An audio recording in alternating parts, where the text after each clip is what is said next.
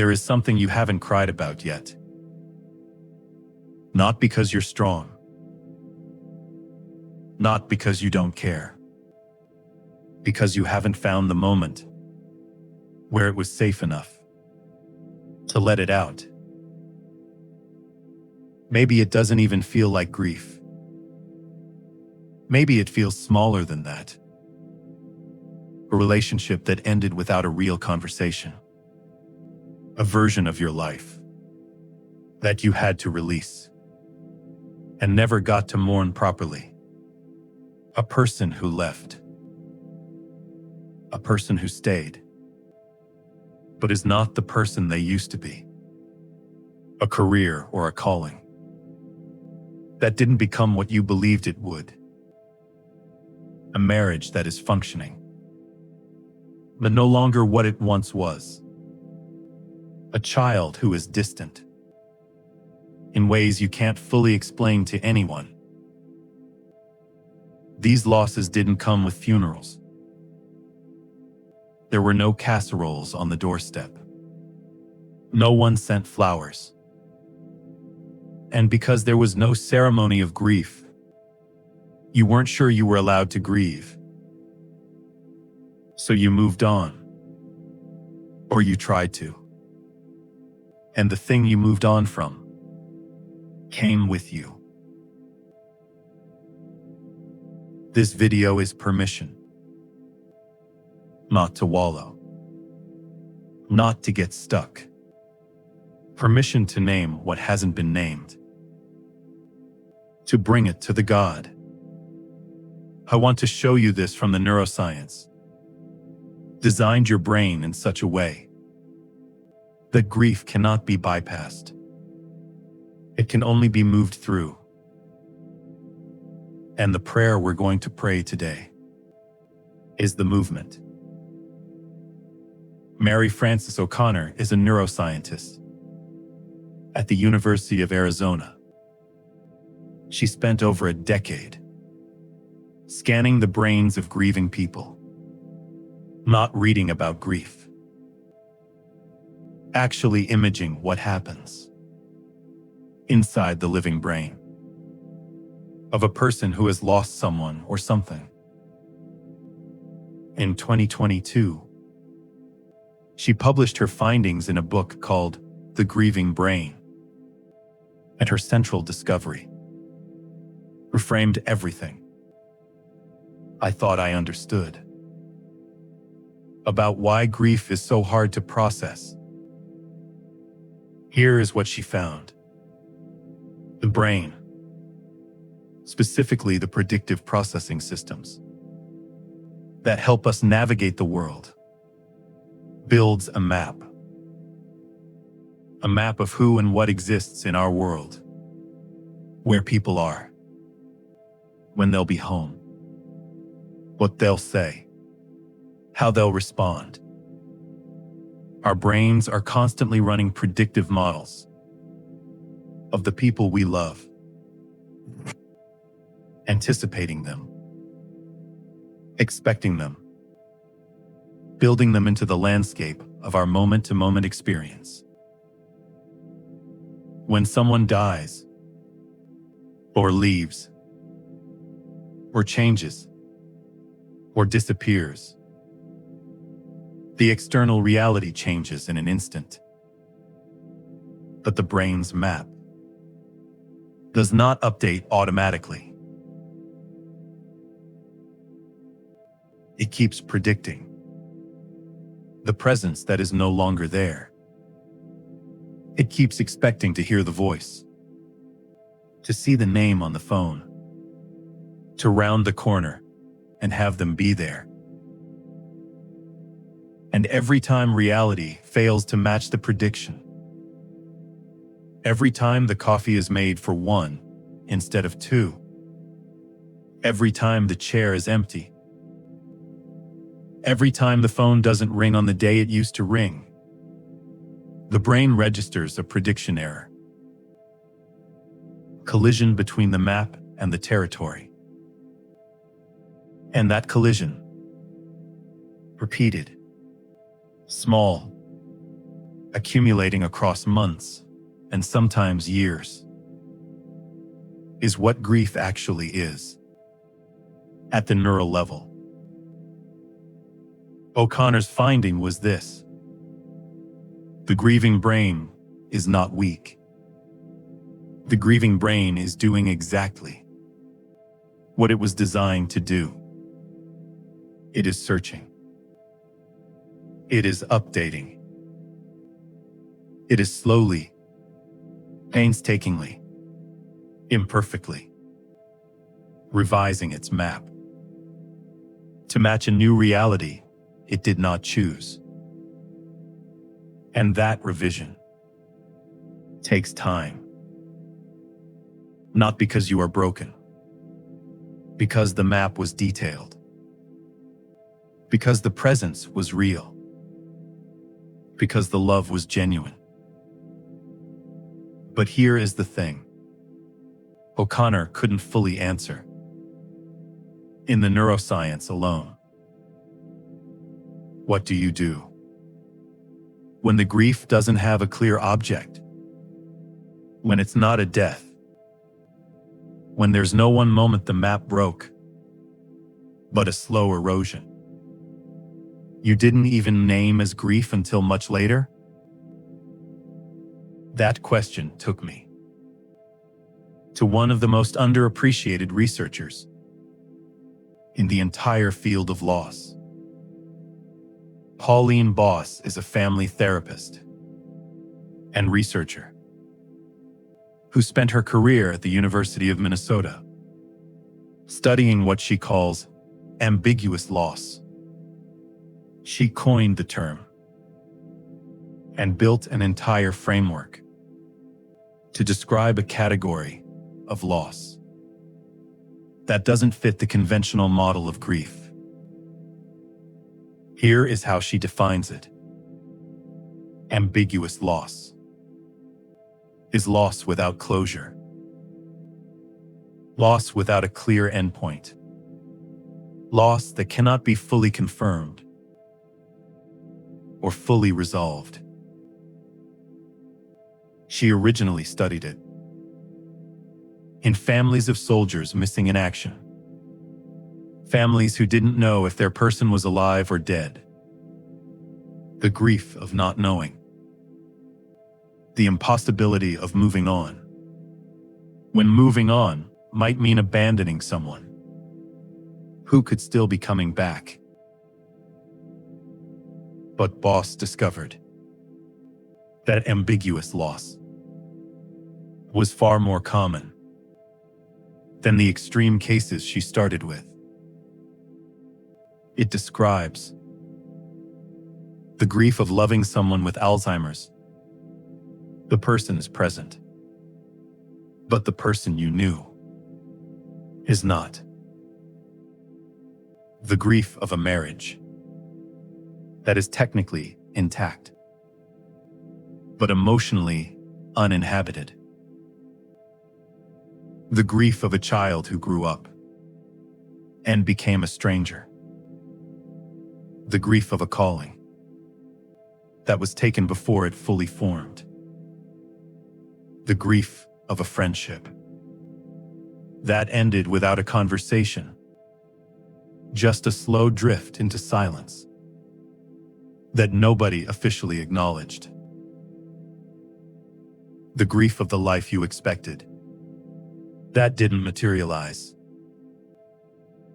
Boss found that ambiguous loss is in some ways harder to process than conventional loss because the brain cannot complete the grief cycle when the situation itself is unresolved. There's no funeral, no final accounting, no culturally sanctioned period of mourning, after which you're expected to re-emerge. Just the ache that lives somewhere below the surface and surfaces at odd moments. When the calendar hits the right date, or the wrong song plays, or you see a photograph from a version of your life that isn't available anymore. And here is what I want to say about Boss's finding in the context of faith. The church is remarkably good at supporting conventional grief. There are liturgies for death. There are condolence procedures. There are the casseroles and the flowers and the space to cry publicly. But ambiguous loss tends to go unnamed in Christian community. We don't have a word for the grief of a faith that has gotten thin. We don't have a ceremony for the marriage that ended without ending. We don't have a liturgy for the calling that didn't open. But the Psalms do, and we need to go there. Of the 150 Psalms, approximately 67 are classified by scholars as lament psalms. Nearly half. They are the most personally confronting prayers in the Bible because they don't resolve. Not all of them. Some of them end without the worship turnaround we've been trained to expect. Psalm 88 is the darkest. You have put me in the lowest pit, in the darkest depths. Your wrath lies heavily on me. Yet, you have overwhelmed me with all your waves. And it ends not in resolution. Darkness is my closest friend. That's how it ends. No praise. Nevertheless, just darkness. And that prayer made it into the canon. God kept it. Inspired writers included it, which tells us something about what God thinks of the prayers that don't resolve neatly. He doesn't need the turnaround to accept the prayer. The honest darkness is enough. Walter Brueggemann, one of the most respected Old Testament scholars of the last 50 years, writes that the lament psalms are a refusal to accept the unacceptable, a refusal to be silent in the face of abandonment. He says that by skipping the lament psalms, by going directly to praise, without passing through honest grief, the modern church has robbed its people of the most important emotional and spiritual tool in the entire library of Scripture. We've told people to praise their way through grief before they've been allowed to name it. We've told them to be thankful before they've been allowed to mourn. And we've created a generation of Christians who are grief fluent in private and grief illiterate in community. Teddy, we're going to do what the psalmist did. We're going to name what hasn't been named. We're going to bring the unnamed loss to the God who received the darkness of Psalm 88 and held it in canon for 3,000 years. And then, not as a formula, not as a required turnaround, we're going to receive what God speaks over the grief that finally has a name. Put your hands open. Let everything you've been holding rest for just a moment. We're going in. Before we enter the prayer, I want to show you something about the character of God in the face of grief. Because many of us have been given a version of God who is impatient with grief, who expects the bounce back, who offers comfort on condition that you also speed up the timeline. I want to show you that this is not the God of the Bible. When Lazarus died, Jesus went to the tomb. He knew what he was about to do. He had already told his disciples that Lazarus would rise. The resurrection was already decided. And then he stood in front of Mary's grief, the grief of someone who loved her brother and didn't understand why Jesus hadn't come sooner. And the text says, when Jesus therefore saw her weeping, and the Jews also weeping, which came with her, he groaned in the spirit and was troubled. The Greek inebrimisado, groaned in the spirit, carries the sense of deep, turbulent emotion. Some scholars translate it as moved with indignation, a righteous anger at what death does to beloved people. And then Jesus wept. He was already going to raise Lazarus. He knew the grief would end in minutes. He wept anyway. Not as performance, not to fit in, because standing in the presence of genuine human grief moved the Son of God to tears. He does not rush you through your grief. He weeps with you in it.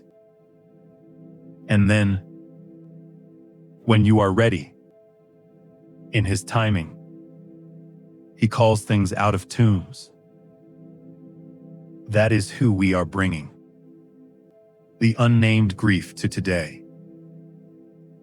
Naomi Eisenberger at UCLA found that social pain, the pain of disconnection, of loss, of being separated from what we love, activates the same neural regions as physical pain.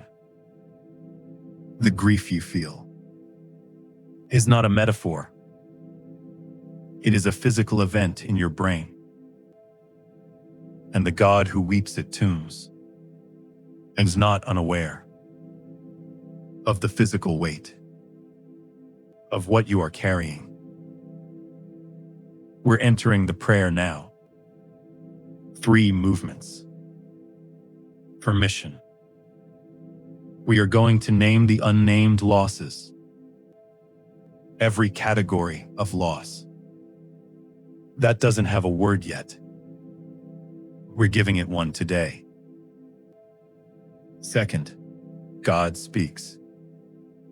Not past the grief. Into it. The way he wept at the tomb before he called Lazarus out. Third, declaration. A new map. Not a forced resolution. The beginning of the update. O'Connor says the grieving brain needs to make.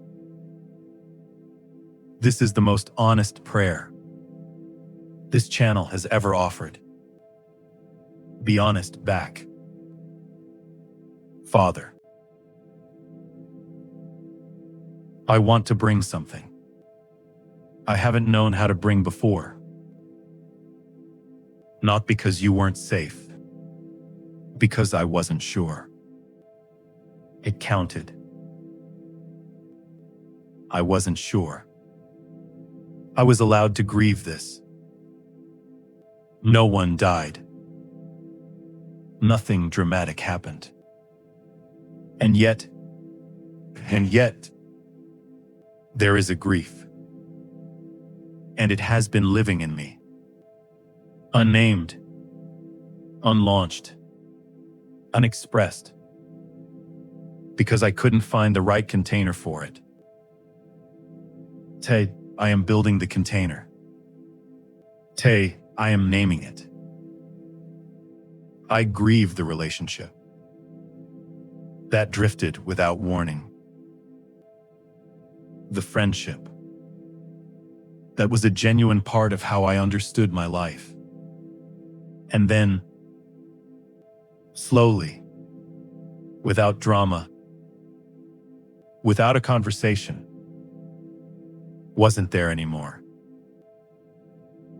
There was no falling out, no final scene, just a silence that kept extending until silence became the relationship.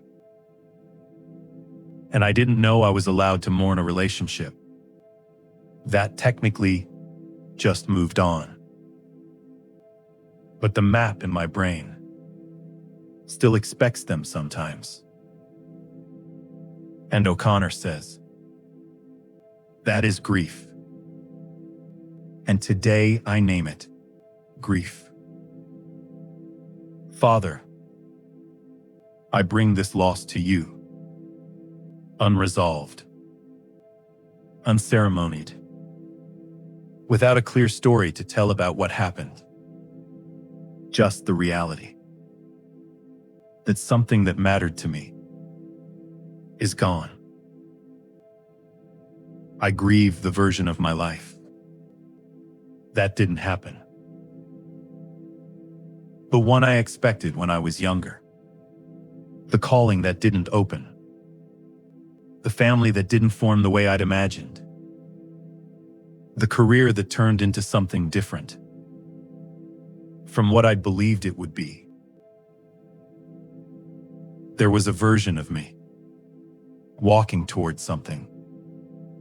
And at some point, the path curved, or closed, or turned into something unrecognizable. And I kept walking, because stopping felt like failing. But the grief of the unlived life has been walking alongside me. Pauline Boss calls this ambiguous loss. The loss of a possibility, rather than a presence. The map that still sometimes runs. The simulation of what could have been. Today, I name that loss. Today, I give it permission to be brought here. I grieve the person I used to be. This is the strangest grief to name, because they weren't taken. They became. But there are parts of me I miss. The certainty I had about things before life complicated the questions. The enthusiasm that existed before the disappointments taught me to hedge. The openness I had to people before someone breached a trust that I've been slow to rebuild. I am not asking to go backward, but I am naming that the journey forward had a cost I haven't fully acknowledged. Father, I bring the grief of becoming. The losses embedded in the growth. The things I had to leave behind to get here. That I'm still sometimes looking back for. I grieve what the grief itself cost me. The years of carrying this unnamed thing. That took energy and attention and joy. While I was busy insisting I was fine. The relationships where I wasn't fully present, because part of me was still in the unprocessed loss. The moments of joy I almost had, and then pulled back from, because something in me didn't feel like it had permission to be happy, while something else was still hurting. Father, I grieve the secondary losses. the cost of not naming this sooner. And I grieve, honestly. Even if this feels wrong to say, some of my grief about you.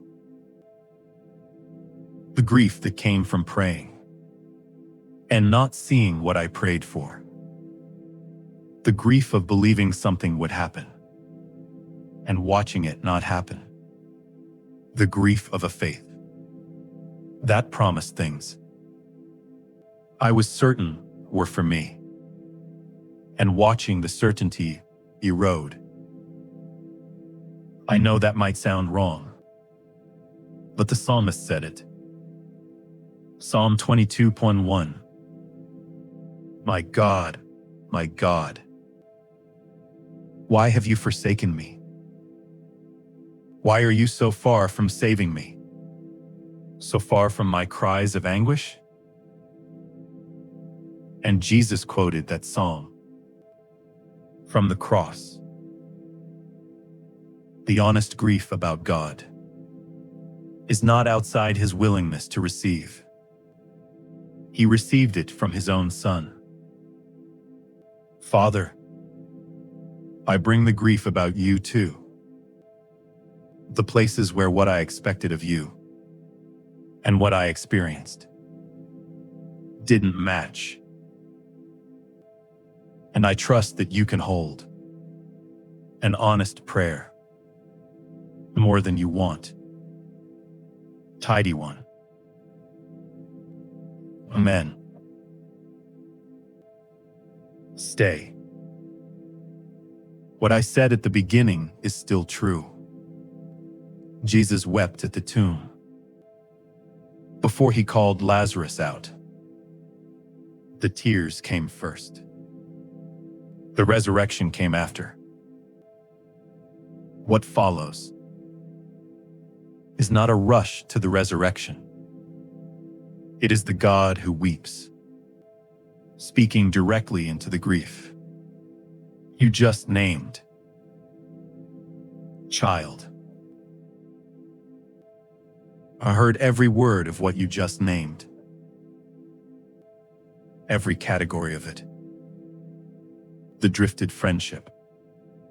The unlived version. The person you used to be. The secondary losses. Even the grief about me. I heard it all. And none of it surprised me. And none of it made me step back. You did not make me uncomfortable with your honesty. Psalm 34:18. The Lord is close to the brokenhearted and saves those who are crushed in spirit. Close. Karov in the Hebrew. Physically proximate. Spatially near. Not sympathetic from a respectable distance. Close. I am close to you right now. In the weight of what you just named, present in it, about the relationships that drifted. I want to tell you something. About the map your brain was running.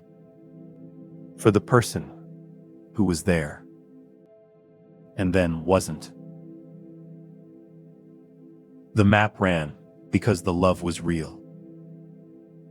The grief is proportional to the reality of the connection. You don't mourn what never mattered. And I want to say this. Some of the people who drifted from you did so because they were in their own season of insufficiency. Not because you weren't worth staying for, but because sometimes people can only give what they have. And sometimes what they had ran out in a season where you needed more. That is their story. Not a verdict on your worth. And here is what I am doing. With the map your brain is still running, I am updating it gently. Not erasing the love. Not erasing the connection that was real. Adding the new data that the chapter closed. That what was good while it was, and that what comes next can be different without the old thing being retroactively diminished. About the version of your life that didn't happen, I want you to hear something carefully. The thing that didn't happen, the way you believed it would.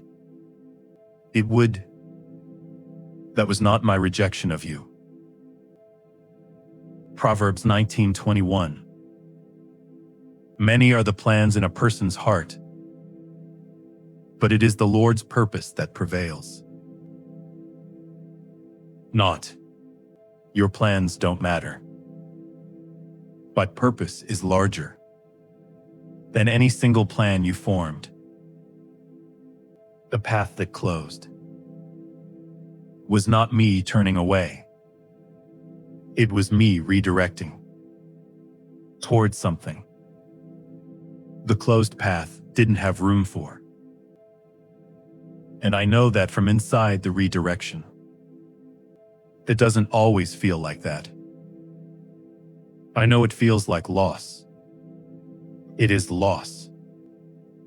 And I am not asking you to be grateful for the loss today. I'm asking you, trust the redirector. Even when you can't yet see where the redirect is going. Isaiah 43:19. See, I am doing a new thing. Now it springs up. Do you not perceive it? I am making a way in the wilderness and streams in the wasteland. The wilderness is not the destination. It is the terrain. The stream is coming through.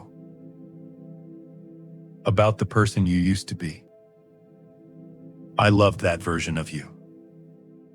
I love this version of you.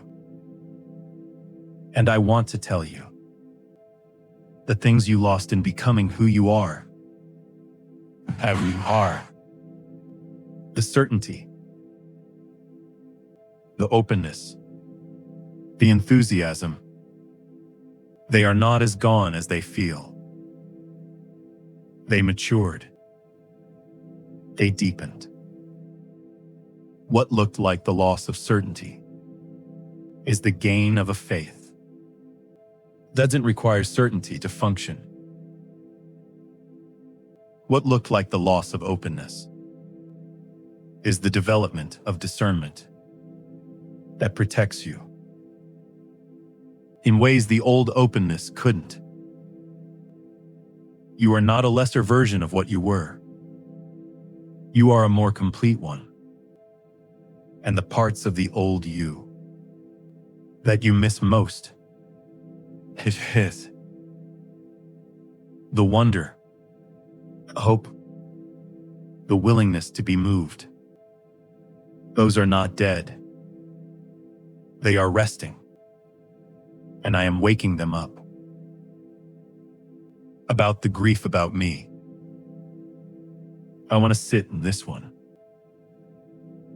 Because this is the one that carries the most shame. The feeling that you're supposed to trust me unconditionally. And yet there are specific places where what I allowed genuinely hurt you. And you haven't known what to do with that. I don't need you to pretend that didn't happen. Job argued with me for 37 chapters.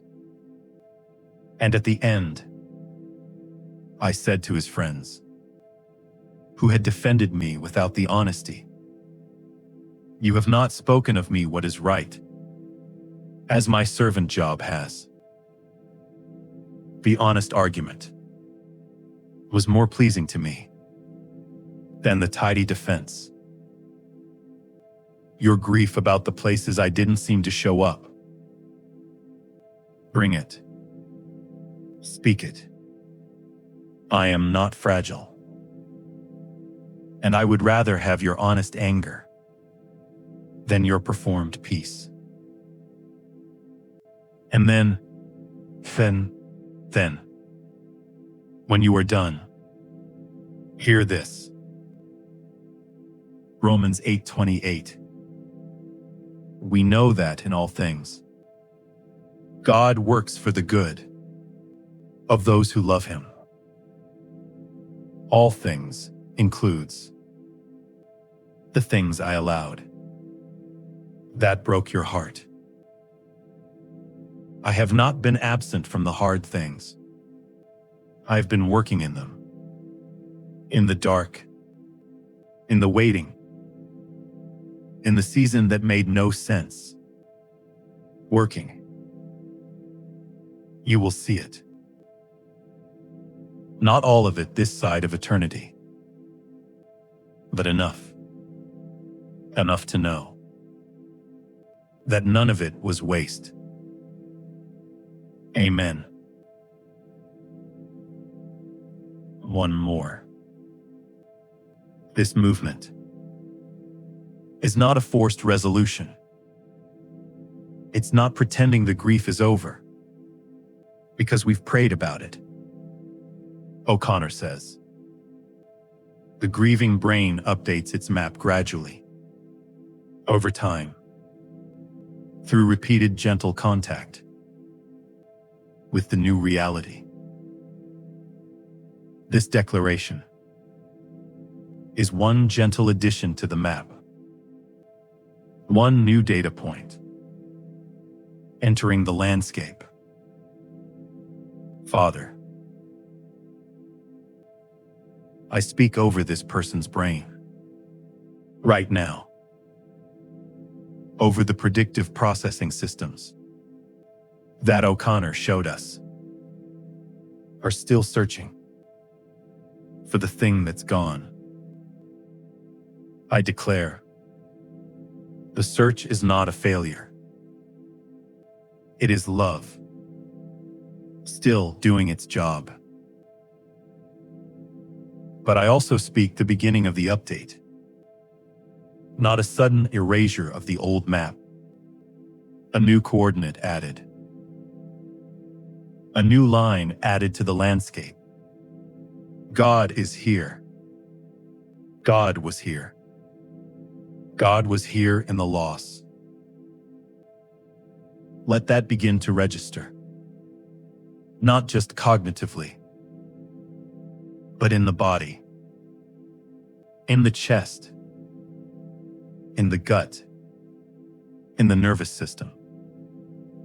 That Porges says needs a safety signal before it can rest. The safety signal is this: you are held by the one who made you capable of the love that made the loss hurt this much. The grief is proportional to the love. The love is his design, which means the grief is the evidence of something he put in you that he does not regret. I declare over the new morning that is coming. Not the one where everything is resolved. The one where the map has one more data point than it had yesterday. Lamentations 3:22-23. Because of the Lord's great love, we are not consumed, for his compassions never fail. They are new every morning. New every morning. Not new when the grief is over. New every morning. Including this one. Including the morning after you finally named what you'd been carrying. And I declare over the losses that God will not leave unaccounted. Revelation 21:4. He will wipe every tear from their eyes.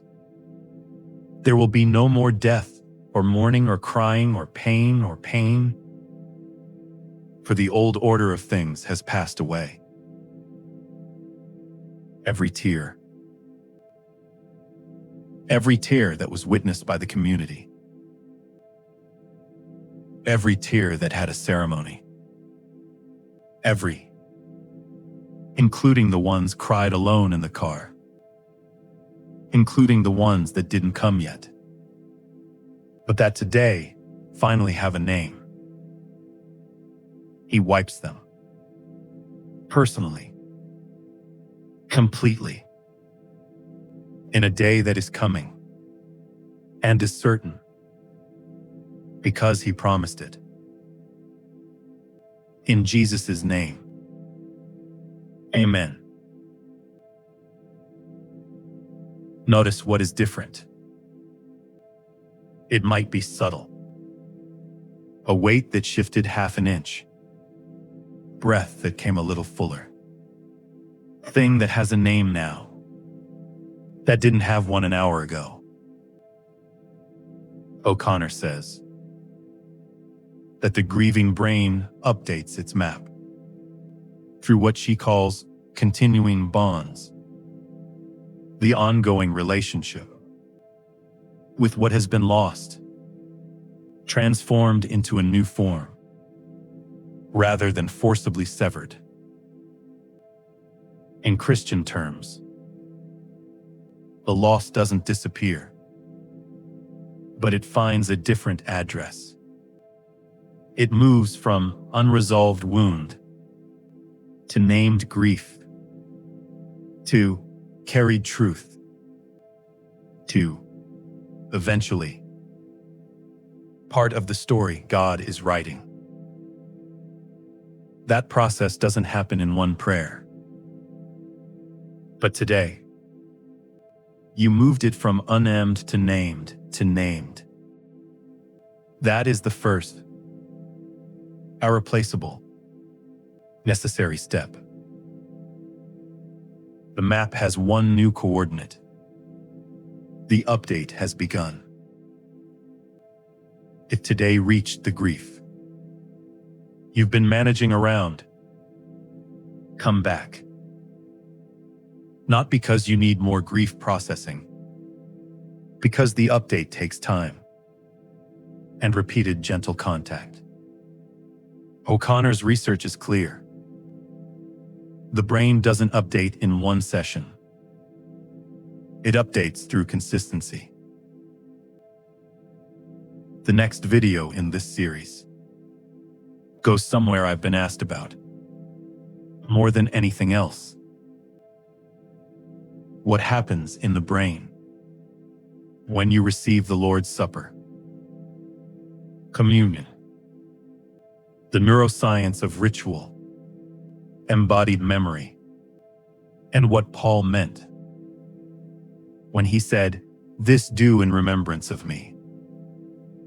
The findings on ritual and neural encoding might permanently change how you receive it. Share this with someone who is carrying a grief that hasn't been named yet. They might not know that's what they're carrying. They might just know that something is heavy, and they're not sure what. Your brain was built to know God, and God designed every pathway. Be still